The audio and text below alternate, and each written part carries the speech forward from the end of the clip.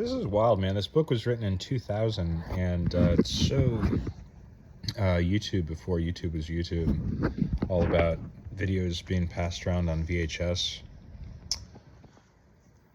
The Davidson record did not first appear as it does today. Nearly 7.5 years ago, what surfaced was the 5.5 minute hallway, a 5.5 minute optical illusion barely exceeding the abilities of any NYU film school graduate.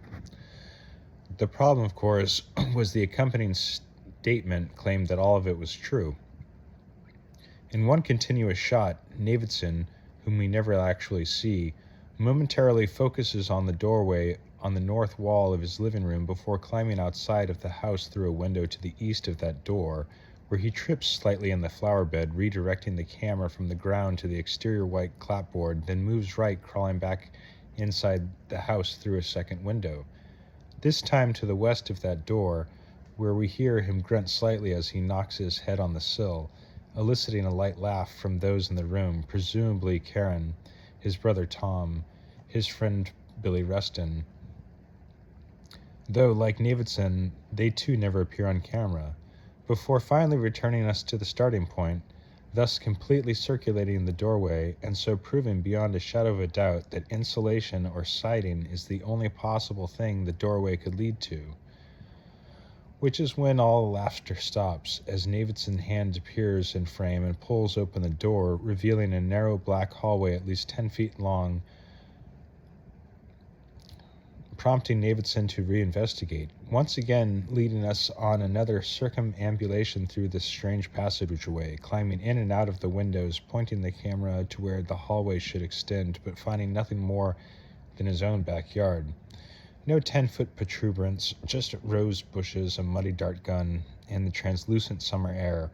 In essence, an exercise in disbelief which, despite his best intentions, still takes Davidson back to inside that impossible hallway, until the camera begins to move closer, threatening this time to actually enter it. Karen snaps, "Don't you dare go in there again, Navi," to which Tom adds, "Yeah, not such a hot idea," thus arresting Davidson at the threshold. Though he still puts his hand inside, finally retracting and inspecting it, as if by seeing alone there might be something more to feel. Reston wanting to know if in fact his friend does sense something different, and Davidson providing the matter-of-fact answer which also serves as the conclusion, however abrupt, to this bizarre short. It's freezing in there.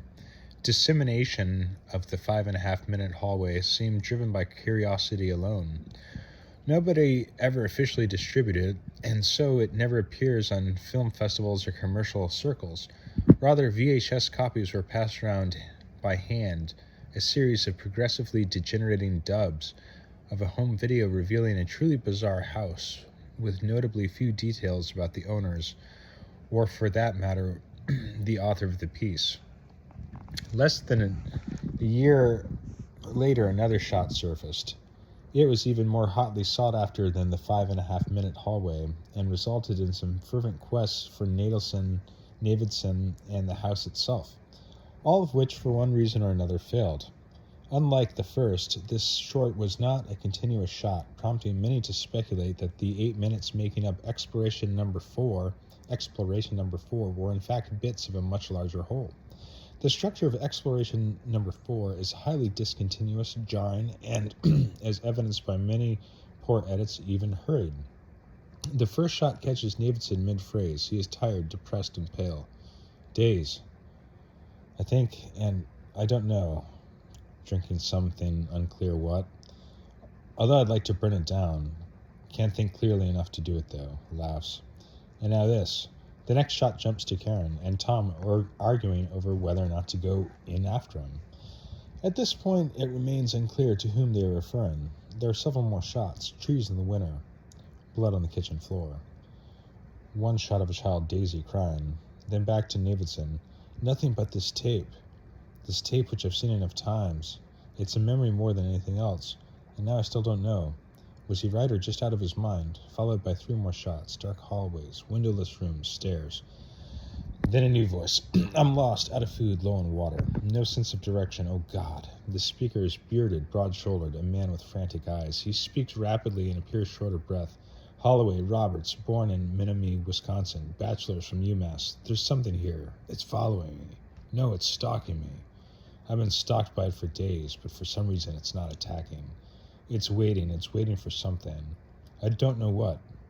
Holloway Roberts, Menominee, Wisconsin. I'm not here alone. Thus bringing to an end the strange abstract, which, as the release of the Davidson record revealed, was sparingly incomplete. Then for 2 years, nothing. Few clues about who, if any, of the people were. Though eventually a number of photographers in the news community did recognize the author as none other than Will Davidson, the prize-winning photojournalist who won the Pulitzer for his picture of a dying girl in Sudan. Unfortunately, this discovery only generated a few months of heated speculations before, in the absence of press corroboration, the location of the house, for that matter any comment by Davidson himself, interest died out. Most people just wrote it off as some kind of weird hoax. Nevertheless, the degenerating dubs did circulate, and in some trendy academic circles, a debate began. Was the subject a haunted house? What did Holloway mean by lost? How could someone be lost in a house for days anyways? Furthermore, what was someone with Davidson's credentials doing creating two strange shorts like these? And again, was this artifice a reality? Certainly a good deal of the debate was sustained by a bit of old-fashioned cultural elitism. People talked about the Davidson pieces because they were lucky enough to have seen them. Lee Sinclair suggests that the majority of professors, students, Soho artists, and avant-garde filmmakers who spoke or even wrote so knowingly about the tapes more than likely had never even viewed one frame. There just weren't that many copies available. Well, the 5.5-minute hallway and exploration number 4 have been respectively called a teaser and a trailer. They are also, in their own right, peculiar cinematic moments. On a purely symbolic level, they afford a vast potential for examination. The compression of space, the power of imagination to decompress the space. The house is a trope for the unlimited and the unknowable, etc., etc. On a strictly visceral level, they provide ample shocks and curiosities. However, the most unnerving aspect about both pieces is their ability to convince us that everything is really happened. However, the most unnerving aspect about both pieces is their ability to convince us that everything really happened, some of which can be attributed to verifiable elements, Holloway Roberts, Will Davidson, et al., but most of which can be chalked up to the starkness of the production, the absence of makeup. This is again a book written in 2000, pre-YouTube. The absence of makeup, expensive soundtracks or crane shots. Except for framing, editing, and in some cases subtitles, there is virtually no room for creative intrusion. Who would have suspected that almost 3 years after the 5.5-minute hallway began appearing on VHS, Miramax would quietly release the Davidson record in a limited run and almost immediately unsettle audiences everywhere.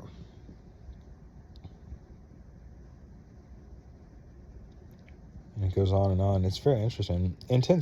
Interest abroad was equally intense. Japan, France, Norway all responded with awards. But to this day, the spectral Davidson has yet to appear, let alone accept any one of these. Even the garrulous Weinstein brothers remained unusually reticent about this film. This is a fiction book, of course, written in 2000. Even the garrulous Weinstein brothers remained unusually reticent about the film and its creator. Interview magazine quoted Harvey Weinstein as saying, "It is what it is. The Davidson record now stands as part of this country's cultural experience, and yet in spite of the fact that hundreds of thousands of people have seen it, the film continues to remain an enigma. Some insist it will be true. Others believe it was a trick on par with Orson Welles' radio romp, The War of the Worlds. Others could care less, admitting that either way, the Navidson record is a pretty good tell. Still, more have never even heard of it.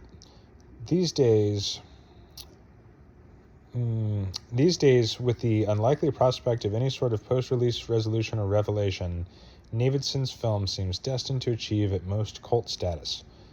Good storytelling alone will guarantee a healthy sliver of popularity in years to come, but its inherent strangeness will permanently bar it from any mainstream interest. Whew, that's good stuff, man.